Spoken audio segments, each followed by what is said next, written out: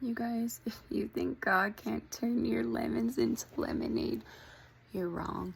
Even if you're dealing with something that is lifelong, if you're someone who's sick and you know you're going to be on medication the rest of your life, you're someone who's brokenhearted and you know that your loved one is never coming back to life, whatever it is, I'm telling you, God could take the messiest thing in your life and he could turn it into something so great. And I talk about this a lot in my other shorts. This is a video, but in my shorts I talk about how God can take your biggest tragedy and turn it into your biggest blessing. That's what he did for me. There wasn't a day that went by in the past year that I thought, oh man, come and get me today. I do not want to be here anymore. I was done. I didn't want to be here anymore. I didn't want to be in this world. And God tried to protect me from these things, but I didn't listen. I went out on my own anyways, and I didn't listen. And when you step out of God's protection, even when he tries to warn you, we still have free will. So sometimes we have to deal with those consequences. But there are other things in life that happen to people, and it's not their fault, and it's not anything that they did. Because the world is full of evil, and that's just part of it. But God will never waste an opportunity to transform you. He will never leave you in your brokenness. He will always take that and he'll turn you into something so beautiful. But you're always going to have to go through a season when you're really broken, where you feel completely alone and you start to feel, I'm the only one in this life going through this. And sometimes you become so ashamed, you don't even want to tell people what you've been through. But you know what happens when you start to tell people what you've been through? And I'm not saying podcast your personal business to the whole world and every heartbreak you've ever had, but I'm saying when another person's hurting and you start to tell them your testimony, they start to feel a little bit less alone. You start to give them a gift. You start to give them a gift of hope because they start to see where you are now. And your appearance on the outside, we know, doesn't always match what's on the inside. And the most amazing people I've ever met have been through the most horrible things in life. And when I first met them, when I first looked at them, I thought, oh man, they're so amazing. They're such an inspiration. I want to be just like them. And we think that so many times about people, not knowing all that they've been through, not knowing there is a price of becoming that transformed. There is a price. And a lot of times that price is pain in life. It's the lessons we learn. It's the heartaches. It's some stuff stays with us till the end of our life. And that can be something really hard to accept. Other things, you know, are just a season. You're going through them. They're not going to last forever. You know that. Other things, though, are lifelong. And those things that are lifelong and you have no control over, those are the times. Those are the times that God will take you. He'll put you in a place where you're alone. So now that you're heartbroken and you're alone, you're just like, what is the point? Like, why did you even create humans, right? But sometimes God has to get you to that place. And sometimes we do it through our own actions, but he will still come to our rescue. And that doesn't mean removing the problem. I had to learn this the hard way. I thought, well, God doesn't love me, because if he loved me, he would just remove this problem, you know. And we hear about God doing the impossible all the time. And it's so great to have faith and to believe that. Don't give up on that. But there are other things in life that if you know that nothing is going to change it, then you pray to God to renew your mind. Pray to God to renew your mind and to renew your heart and soul. Because, well, it's not going to take away the problem. And sometimes he does. I'm not saying that he won't. But, you know, other things in life. God will start he will start using that pain, and he will put you into other people's lives so that you can share your story. And you know what? You might just save someone. You might just help them go on another day. And other times, these big tragedies that happen for me, this one, I know I would have never, ever gone back to God if this had not happened to me. And do I pray every day that it wouldn't have happened? Yeah, I do. And I still pray that God makes a way to take it. But at the same time, I know, even just by reading things out of the Bible or through personal experiences or other people's testimonies, a lot of times God doesn't remove the problem. He transforms you in the midst of the problem. He strengthens you. So if you were to stand outside in a hailstorm, he's not going to take the storm, but he's going to give you an umbrella, okay? So it's just a silly example, but you guys get what I'm saying. For me, when I went through the most traumatic thing in my life, and I did not want to be here no more. And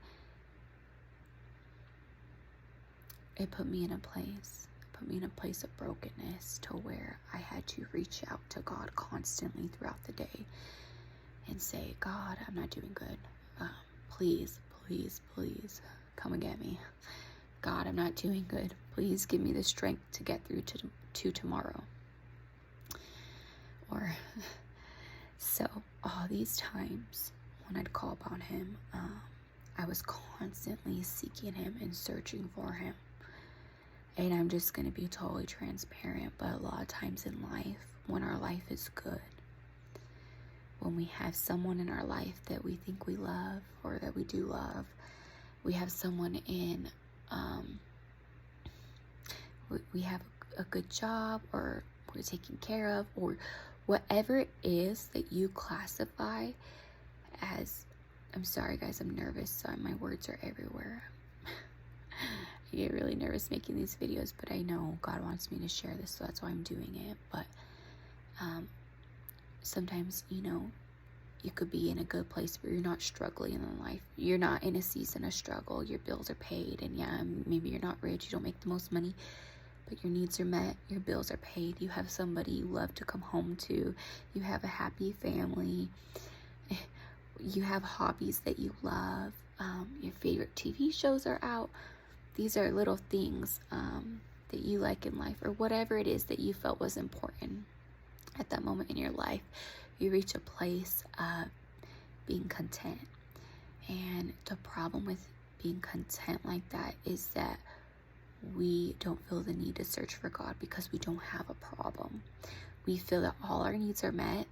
And a lot of times when we call on God, it's because we're at our lowest and we need rescue, or we need help with something. But we feel fine.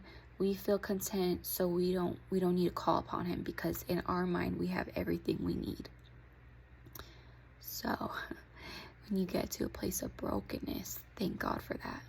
Thank him for that.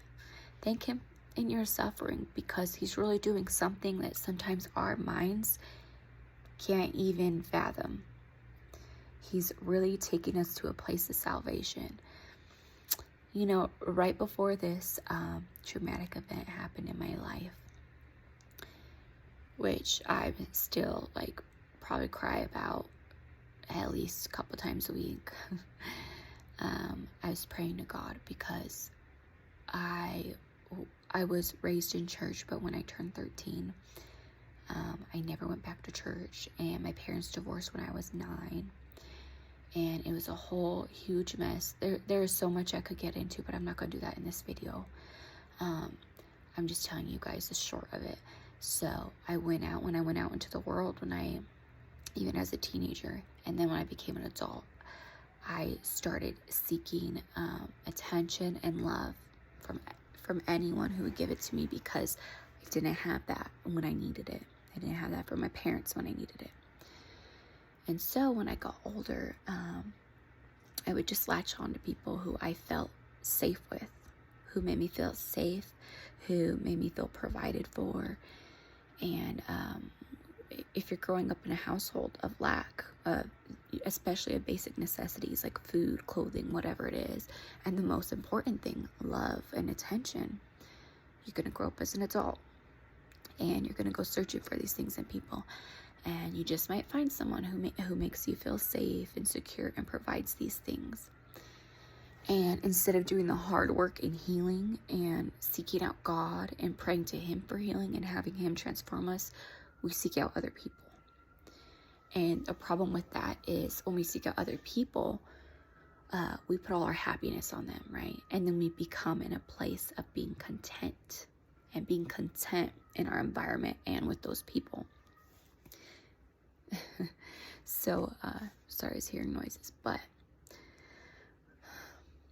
as I went out into the world, you guys, I got in a bad place of where, because I started seeking the world's attention and love, not only through a relationship with a boyfriend, but also through tarot readings, horoscopes, whatever. And this lady's videos I would watch online, her videos were so accurate. And even when she was doing the readings, she would talk a little bit about her life. And I just felt like, oh, finally, somebody understands me. Somebody can really relate to stuff I've gone through. She's speaking directly to my heart. And what was really happening, you guys, I know this sounds like I'm going off topic, but stay with me. What was really happening is there's a spiritual world around us. There's light and there's darkness. There's evil and there's good, right? And so they have things called monitoring spirits. Maybe you've heard of those. Maybe you haven't. But these are spirits sent by the dark side. They basically spy on your life. They watch you even from when you're like a newborn. Like whoever is assigned to you is assigned to you, and more can come. But when you start opening up doorways, that's very dangerous, because there are these monitoring spirits that watch you. And what happens is they start to study you. They start to watch your life, things that affect you, everything. So, as someone who started feeling like they didn't have any love, attention, or even basic needs met growing up, or maybe half the time when I was at one parent's house, but then not at the other parent's house, and then even then I feel like I didn't have any attention or love at either house. These monitoring spirits noticed that.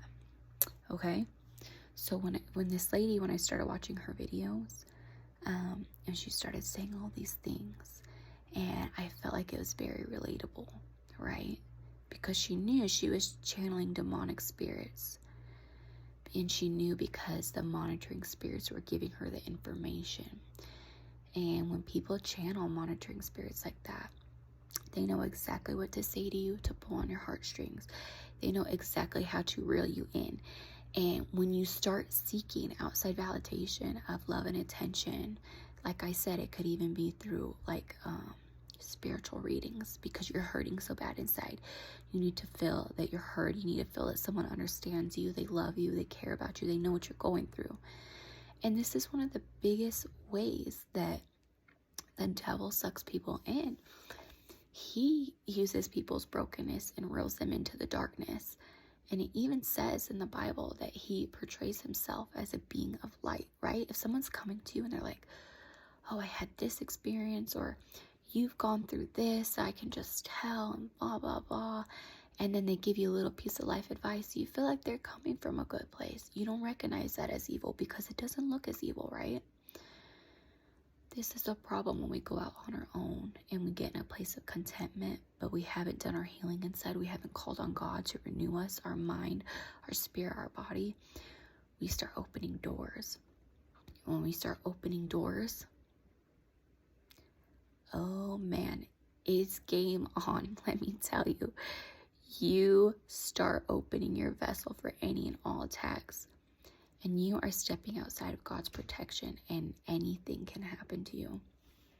Okay, so now that we've established that, and I know it seems like I'm way off topic, I just had to share with somebody that, because I feel that could have saved me a lifetime of pain if I really had someone, which I did have people who told me, but when you're in that place, you don't want to hear it because you feel like people are judging you. And that judgment can hit a childhood wound, right? So you push that away and you tie that to God. And those people who say they're of God and then you feel like they're judging you, you tie those together and then you almost feel shameful. So you don't want anything to do with it. You don't even want to listen. But I'm just babbling on now. But you guys, I'm telling you.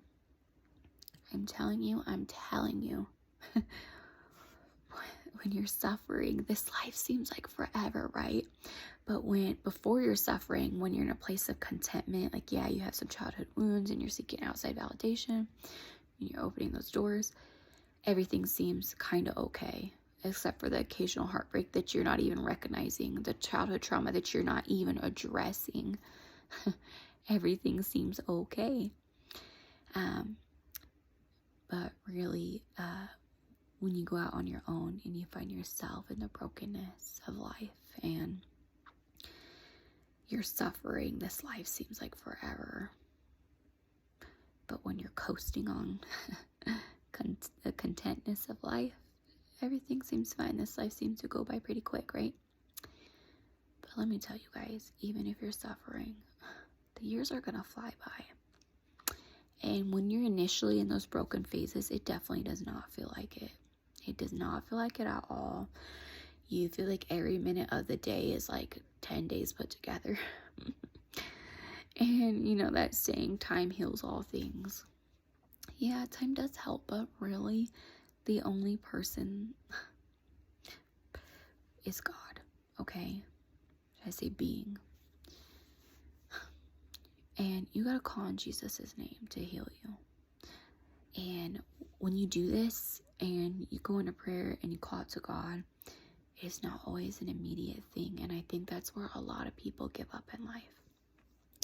They said, well, I asked God to prove himself and I didn't hear from him. So whatever, I'm done, I give up. Well, I asked God to heal me of this and I don't feel any different. So whatever, I give up. We want instant gratification in everything in life, especially with the way things are nowadays. We want to feel instantly better, but we don't want to put in any of the work. We don't want to grow our relationship to really find God. You guys, God doesn't always answer your prayer right away because he wants you to grow. He wants you to seek a relationship with him. If you came to him and say it was like a physical exchange, like how we do with money, say it was a little coin, and here's your little coin, it has your prayer on it, and you give it to God, right? And you say, this is my prayer. And then God has like a golden ticket, right? Like they do in Willy Wonka. Okay, these are horrible examples, but you know what I'm saying. So here's your golden ticket, which is your answer to your prayer. Here you go. Do you think you would be returning the next day to seek and grow in God and heal and truly heal? No, you would be on your way going back into a place of contentment and you would feel like you didn't need him. So when you're in a season of brokenness and all you can feel is your pain, start to ask yourself, okay,